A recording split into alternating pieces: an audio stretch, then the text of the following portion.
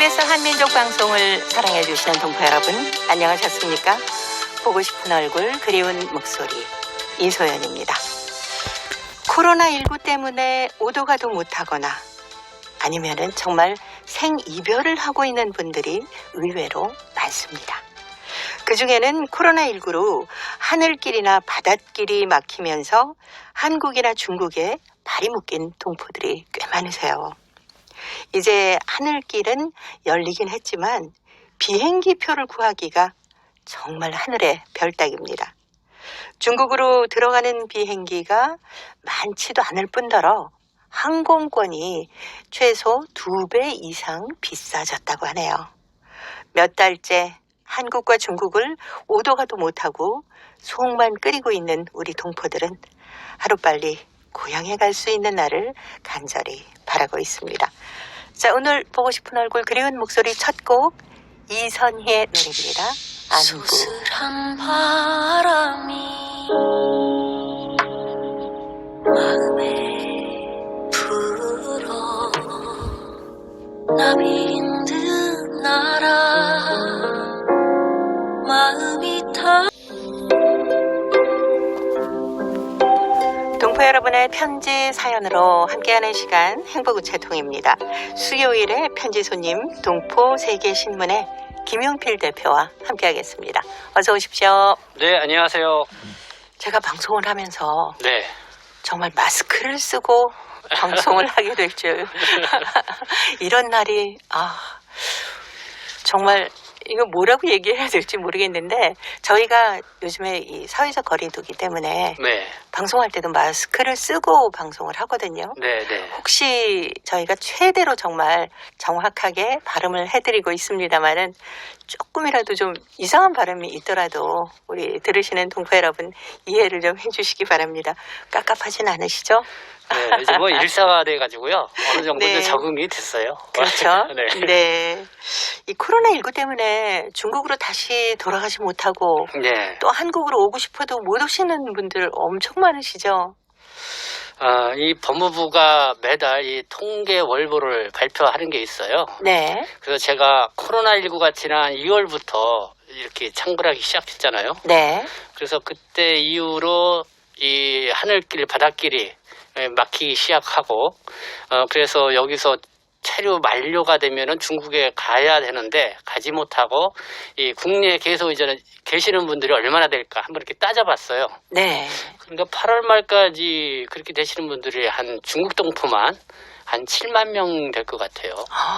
굉장히 많으시네요. 네, 근데 네. 이제는 전체 외국인을 전체 따져보면은 한 45만 명 이상. 네. 그러니까 상당히 많은 분들이 지금 오도 가도 못하고 있는 상황에서 네. 지금 이제 국내에 머물고 계신 분들이 많다는 거죠. 네. 사실 코로나 초반에는 전 세계에서 국경을 봉쇄한 네. 곳이 많지 않았습니까? 그렇죠. 그래서 발이 묶인 사람들이 꽤 많았었는데 그 이외에도 또 비자 때문에 네. 발이 묶인 분들도 꽤 있다면서요.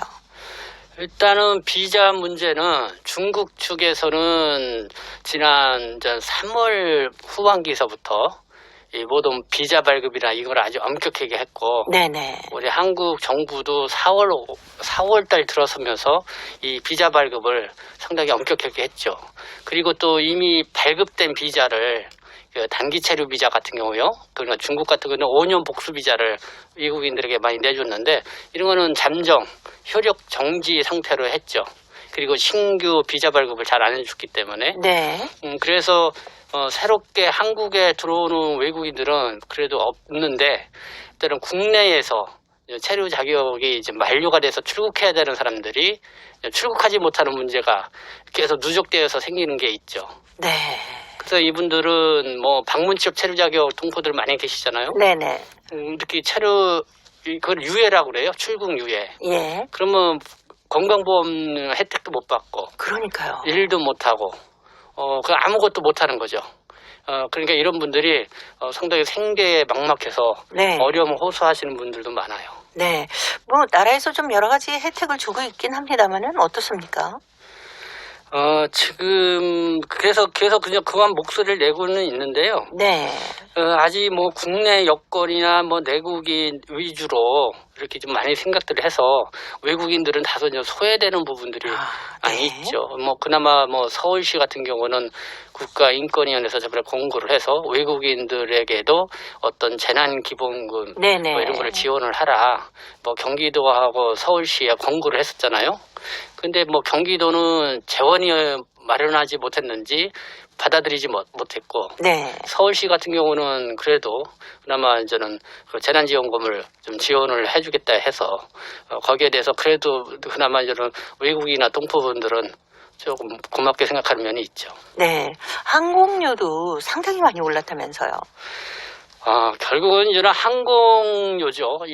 그러니까 이제 바다 이제는 배는 네. 뭐 일찌감치 이제는 끊겨 있는 상태고 그나마 이제는 항공기 지난 그러니까 7월부터 한 주 한 20대 정도씩 이제는 움직였었거든요. 네.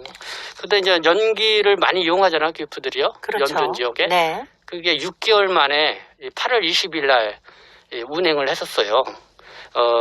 그러면서 이제 그거를 점차 보면서 이제 주 2일에 이렇게 넘긴다고 하는데 그것도 뭐 한 편당 갈 때마다 한 140명 정도 네. 하니까 뭐 연길 가는 항공료만 편도만 뭐 이민폐로 13,000원 이렇게 가니까 우리 돈으로 따지면 한 250만 원 돈 되는 거죠. 너무 비싸네요. 그러니까 일반 동포들이 이용하기에는 네. 너무 부담이 크죠. 그렇네요. 그래서 그러니까 이제 주로 이제 비즈니스 경제인들 네네네. 좀 뭐 중국하고 특히 뭐 이제 정부 간에 네. 패스트트랙이라고 해서 네네. 정말 큰 그 검역을 해가지고 음성 판정이 나면은 격리하지 않고 서로 경제 활동할 수 있는 이 정도는 이제는 한중 정부 간에 협약을 해서 그래서 경제인들이 주로 많이 이제 다니는데 일반인들은 참 오도 가기가 쉽지가 않은 그렇죠. 상황이죠. 네. 더구나 또 그쪽에 한번 가면은 보름 동안 자가격리를 하는데 그것도 자비 부담이라면서요. 네, 그것도 뭐 한 150만 원. 아이고. 그게 중국이 넓잖아요. 네네. 그러니까 뭐 연길에 사시는 분이다. 근데 만약에 강조나 상해로 가면은 강조나 상해에 도착해서 거기서 또 보름. 그렇죠. 다시 또 이제는 연길로 가서. 가면 거기서 또 뭐 일주일에서 보름 또 이렇게 자가격리를 해야 되니까 참 번거롭죠. 네. 비용도 많이 들고. 네. 네. 사실 그 지난 설날 1월이나 뭐 2월에 네. 한국에 잠깐 다니러 갔다가 발이 묶인 분들도 꽤 많으실 것 같은데요. 그분들이 많아요. 그렇죠. 특히 그 학생들, 네. 부모님들이 거의 한국에 계시니까. 그렇죠. 그러니까 부모님들하고 같이 설 명절 쓰러 왔다가 그때 이제는 제때 못 간 거예요. 그러니까 네. 학교도 못 가고. 네네네. 그래서 한국에서 학교 다니려고 그러니까 뭐 그 C38로 이렇게 단기배로 와가지고 네네. 있으니까 그것도 안 되겠군요. 그거를 F1으로 네. 방문 동거 비자로 변경을 하면 그나마 괜찮은데 그때 제대로 안 했으면은 이 학교를 정상 등록을 못 하는 거죠. 네. 그래서 그런 경우 또 대학생들 네네. 뭐 대학생들도 이 학교를 못 다니까 물론 이제 온라인 수업을 하니까 뭐 그걸로 하는데 그래도 네. 뭐 어려움이 많죠. 네. 근데 이렇게 그 발이 묶인 분들은 생활하기도 힘드시지 않나요? 일단 생계가 막막하다 이렇게 봐야죠. 물론 이제 이 코로나19 때문에 뭐 일자리라든가 뭐 이런 게 다 모든 게 힘들어진 상황이 있는데 네. 특히 이렇게 체류 만료가 돼가지고 못 가신 분들은 모든 걸 정상적으로 할 수 있는 상황이 아니니까 어떤 다른 일반인들보다 더 어려움이 크다. 네. 이거죠. 그리고 한번 뭐 중국에 갔다 와야 된다 그러는데 그러니까 돈으로 한 4번 해보니까 최소 500에서 네. 뭐 또 왔다 갔다 하면 한 1,000만 원 정도의 비용이 있어야만이 가능하니까 참 이 하늘길 바닷길이 뭐 이렇게 또 한꺼번에 확 열릴 그런 기미는 안 보이고 네. 참 어렵다 이렇게밖에 네. 말씀을 못 드릴 것 같습니다. 네. 더구나 또 요즘에 그 모든 경제가 좀 위축이 되어 있는 상태이기 때문에 네. 우리 동포분들 좀 힘을 내셨으면 제가 드릴 말씀은 그거밖에 없어서 너무 안타깝습니다. 그러니까 이런 동포분들이 제일 바라는 게 네. 이런 코로나19 이런 위기 상황이니까 이것도 장기화되고 그러니까 특단의 출입국 행정 조치를 좀 취해달라. 네. 출국하지 않고도 차라리 그 비용을 댈 테니까 출국하지 않고 정상적인 생활할 수 있도록 체류 연장도 네네. 해주고 그렇게 해달라는 요구가 높죠. 네. 자, 이제 행복우체통 열어보겠습니다. 행복우체통에는 또 그래도 따뜻한 사연들이 많이 들어와 있네요. 중국 흑룡강성 상지시 강효삼 씨 나의 명작이라는 글인데요. 김은필 대표가 먼저 소개합니다. 미국에 거주하는 딸과 매번 위챗을 할 적마다 꼭 외손자, 외손녀를 스마트폰에 앞에 세우고 나에게 인사를 시키는데 영어나 한어가 아닌 우리말이어서 늘 반갑다. 만일 외손녀와 외손자가 같은 민족이라면 그저 인사하는 예절로밖에 안 보였을 것이다. 하지만 그대들은 비록 조선족인 내 딸의 자식들이지만 남편이 타민족이기 때문에 절반의 피밖에 우리 민족이 아닌데도 이렇게 매번 우리 민족의 언어로 인사를 하니 더 기특하기만 하다. 대학에 다니는 딸애가 결혼 상대를 물색을 할 때 나는 첫째도 둘째도 같은 민족이어야 한다고 늘 강조를 했었다. 그러나 뜻대로 안 되는 것이 자식의 혼인이다. 같은 대학을 졸업한 키도 크고 인물도 잘난 남자가 혼인 상대로 나섰는데 단지 민족이 다를 뿐이었다.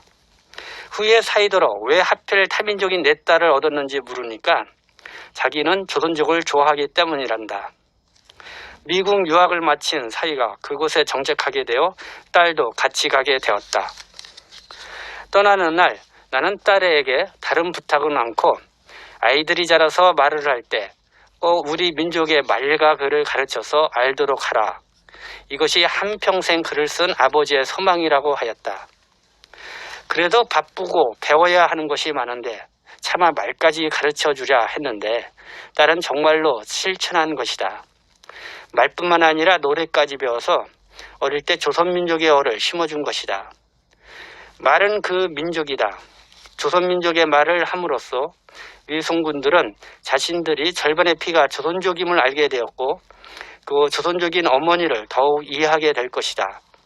나는 그것이 기쁘다. 그 몇 마디 인사를 받는 것보다도 대문인은 아니지만 문인의 자식답게 행동하는구나. 고맙다.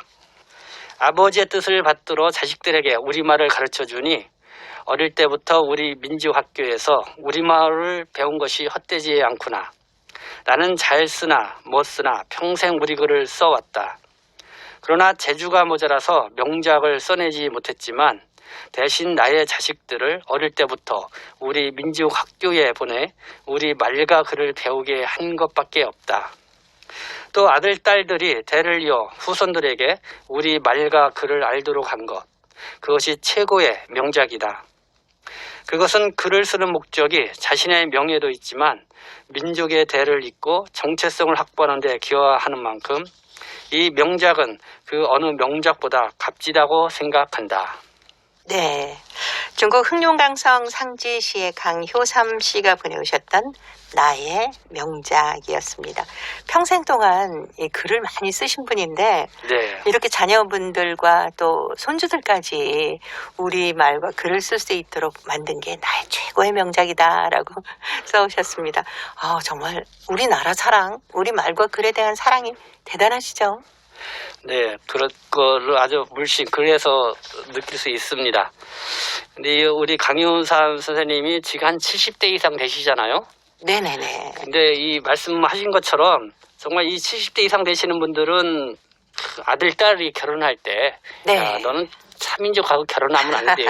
둘째, 첫째도 둘째도 우리 조선족하고 네. 해야 된대. 항상 이 말을 강조를 했는데 아마 이게 모든 70대 이상 되는 조선족 동포들이 공감하는 말씀일 거예요. 그렇죠.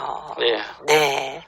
뭐 젊은 친구들은 민족이 다르면 어때? 네. 그냥 뭐 내가 사랑하는 사람이고 또 어울려서 살면 되는 것이지라고 생각하지만 또 부모님 마음은 안 그럴 수 있거든요. 그러니까 한국 사회에도 이제 다문화 가정이 네. 지금 한 30만 가정 많아요. 많이 되죠. 요즘에는요. 네. 그러니까 처음에는 뭐 한국 사회에서도 외국인 뭐 이렇게 결혼한다 그러면은 상당히 이상하게 생각하고 네. 그랬죠. 예, 근데 지금은 많이 좀 그런 부분에 있어서는 좀 약간 자유로워진 분위기라 그렇죠. 생각이 들어요. 네. 그리고 뭐 흔히 얘기하듯 사랑의 국경이 있느냐라고 네. 얘기하지 않습니까? 예, 근데 이 조선족 동포들은 어쩔 수 없는 것 같아요. 특히 조선족 동포들은 그 중국이 개혁 개방되면서 네. 뭐 중국 대도시로 많이 나가고 또 각 나라로 또 유학도 많이 가고 그러다 보니까 사실 같은 조선족끼리 결혼한다는 게 더 힘들어지는 상황이 된 그렇죠. 거죠. 멀리 떨어져 있으면 더 네. 좀 어렵긴 할 것 같습니다. 뭐 여러 가지 뭐 부유하게 재산을 물려주는 것도 참 뭐 중요하다라고 얘기할 수 있지만 사실 우리 민족의 말과 글을 물려주는 게 민족혼을 물려주는 게 가장 중요한 게 아닐까요? 그러니까 우리 강효삼 선생님처럼 우리 동포분들 특히 이제 70대 되시는 어르신들이 네. 특별히 손자 손녀들이 아마 이제 이렇게 타민족하고 그렇게 결혼한 아들 딸 거기서 난 손자 손녀들이 많을 거예요. 네. 그러니까 그만 만나면은 그러니까 우리 그럼요. 조선말로 이제 얘기도 해주고 인사법도 네. 가르쳐주고 네. 자꾸 말도 시켜서 우리 말에 자꾸 익숙해질도록 뭐 그렇게 하는 게 좀 필요하다. 그러면 오히려 그만큼 우리 조선족 성원을 더 네. 많이 양성시키는 그런 또 효과가 있을 거 아니겠습니까? 네. 오늘 강효삼 선생님께서 또 미국에 있는 따님하고 통화를 하셨을지도 모르겠습니다. 영상 통화하면서 막 이렇게 우리말로 얘기하는 손자 손녀를 보면은 얼마나 이쁘실까 싶어요. 그래서 태진아의 노래 준비해봤습니다. 손자 손녀.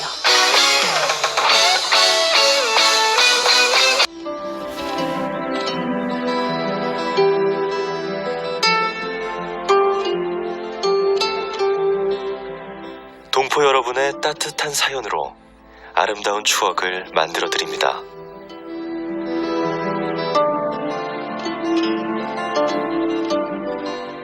보내실 곳은 대한민국 서울특별시 영등포구 여의공원로 13 KBS 한민족 방송 보고 싶은 얼굴 그리운 목소리 담당자 앞이고요. 인터넷 주소도 알려드립니다. KBS 홈페이지 www.kbs.co.kr에 접속하신 다음 라디오, 한민족 방송, 보고 싶은 얼굴 그리운 목소리를 순서대로 클릭하신 다음 청취자 참여 코너에 글을 남기시면 됩니다.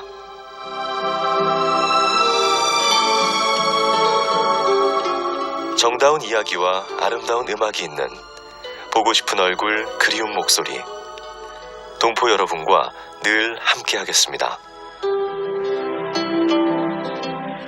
수요일의 편지 손님 동포세계신문의 김용필 대표와 함께하고 있습니다.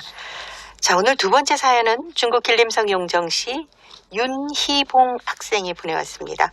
후회 막급이라는 글인데요. 제가 소개해드리도록 하겠습니다.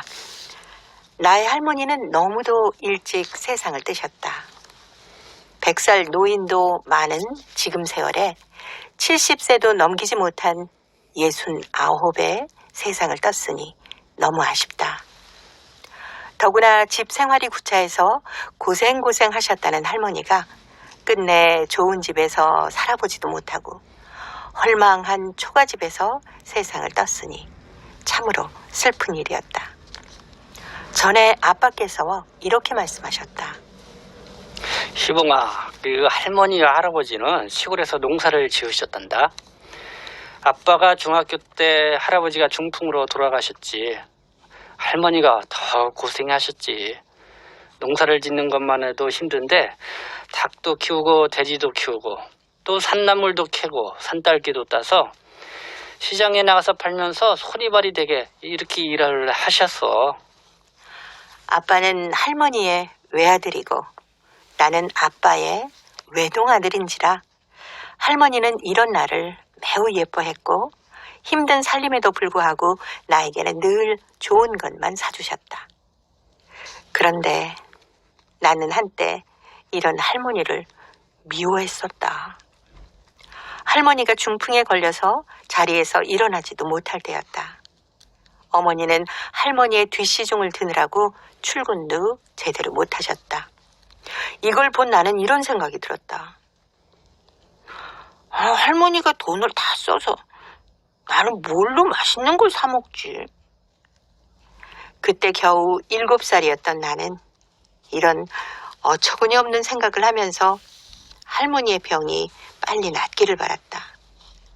어쩌다 할머니가 나의 손을 잡으려고 하면은 나는 부시시한 할머니의 머리가 무서웠고 지린내와 구린내가 싫어서 달아나곤 했었다. 그러면 할머니는 소리 없이 눈물을 흘렸었다. 그렇게 병원에 계시던 할머니는 어느 날 영영 세상을 떠나셨다. 나는 지금에 와서 할머니께 효성을 드리고 싶다. 머리 물감도 해드리고 안마도 해드리고 맛있는 것도 사드리고. 그러나 할머니는 지금 하늘나라에 계신다. 할머니께 효도할 기회는 다시 돌아오지 않는다. 왜 그때 할머니께 잘하지 못했을까 후회가 된다. 참으로 후회 막급이다. 라는 글입니다. 아이고, 정말 사실 어린 나이면 네. 이럴 수 있어요. 7살이니까요. 그러니까요. 참 중풍으로 네. 이렇게 고생하시는 할머니인데 그 마음 좀 모르고 그렇죠. 철이 없어서 그랬던 거죠. 네네. 그래도 뒤늦게라도 이렇게 할머니께 뭐라도 해드리고 싶다는 생각을 하니까 하늘에 계신 할머니 좀 기뻐하실 것 같습니다. 저도 뭐 그 위할머니가 제가 어렸을 때 자주 이렇게 오셨었어요. 네네. 근데 위할머니가 오실 때마다 이렇게 좀 뭐 눈깔 사탕이라든가 그렇죠. 그때는 뭐 슈퍼라든가 이게 가까이 없으니까 뭐 그런 거 구경하기가 쉽지가 않았는데 할머니가 올 때마다 이제 그러면 용필아 하고 이렇게 주는데 아주 어릴 때죠. 네. 그때마다 이제 할머니가 오면은 항상 이렇게 반가운 거예요. 그렇죠. 네. 막 이렇게 치마 이렇게 올리셔가지고 네. 고쟁이 바지 네. 거기 주머니에서 막 돈 이렇게 접어 놓으셨던 거 주기도 하시고 막 그러셨었는데. 근데 이제 이렇게 나이가 들고 중학교에 갔나? 네. 할머니가 이제 안 오시는 거예요. 그래서 나중에 보니까 할머니가 이제 돌아가신 거죠. 어머나. 그러니까 할머니가 저는 돌아가셨다는 생각도 못 하고 네. 그러니까 아주 철부지 할머니 올 때마다 네, 이렇게 네, 좋아했었는데 어쨌든 그때 희봉이도 뭐 얘기를 들어보니까 저도 그렇게 후회 막급하는 일이 있습니다. 네. 사실 그 연세대에 네. 할머니들은 참 그 집안을 위해서 그냥 이 문장에 있듯이 손이 발이 되도록 일을 하신 분들 아닙니까? 뭐 저희 어머니도 지금 한 90이 넘으셨는데 네. 뭐 이렇게 됐던 옛날에 그 정말 할머니 어머님들 정말 어릴 때 봤던 기억들이 그거예요. 항상 머리에는 이렇게 짐을 네네. 부침을 이부 다니시고. 등에는 아기를 업고 네. 양손에 또 이렇게 짐에 들고 항상 그렇게 시장을 다니셨던 그런 모습들. 뭐 그 당시에는 그러니까 교통도 불편하니까 그렇죠. 아주 먼 거리를 그렇게 네, 걸어서 걸어 다니시고. 네, 참 고생들 많이 하셨죠. 네. 그리고 또 밤이면 쉬시나요? 호롱불 켜놓고 네. 거기서 또 식구들 또 양 옷도 개고 네. 아마 이 사연 들으시면서 맞아 우리 할머니도 그러셨는데 우리를 위해서 모든 걸 다 바쳐주신 분이 할머니 그리고 우리의 어머니셨는데 라는 생각 많이 하실 겁니다. 사실 한국에 나와서 열심히 일하고 계신 동포분들도 똑같은 마음 아니겠습니까? 네, 우리 이제 지금이야 우리 중국 동포분들이 그래도 한국에 오셔서 많이 생활도 나아지시고 했지만은 뭐 2000년도 초 제가 막 이렇게 활동할 때는 가리봉동 그게 이제 쪽방이 많잖아요. 네. 거기서 이렇게 생활을 하시면서 정말 쪽방이라는 것이 정말 되게 작은 방이에요. 네, 저희 가봤잖아요. 네. 네. 사람 3명이 그냥 차렷 자세로 네, 네. 누워도 좁은. 네, 그런 네. 방인데 뭐 여름에는 덥고 그렇죠. 겨울에는 춥고 어떤 그런 데서 생활을 하시고 또 비가 많이 오면은 또 곰팡이내도 나고 네. 그렇게 생활을 하시면서 이제는 뭐 현장 건설 현장 다니시고 식당 일 다니시고 하면서 네. 그렇게 한국 생활을 시작들을 하셨죠. 다 이렇게 자녀들 대학 보내고 네. 또 시집장가 보내기 위해서 그렇게도 고생하셨습니다. 네. 정답이 따로 없습니다. 효도합시다. 정동원이 불러주는 효도합시다 들으면서 동포세계신문의 김용필 대표와는 다음 주 또 약속드립니다. 고맙습니다. 네, 감사합니다.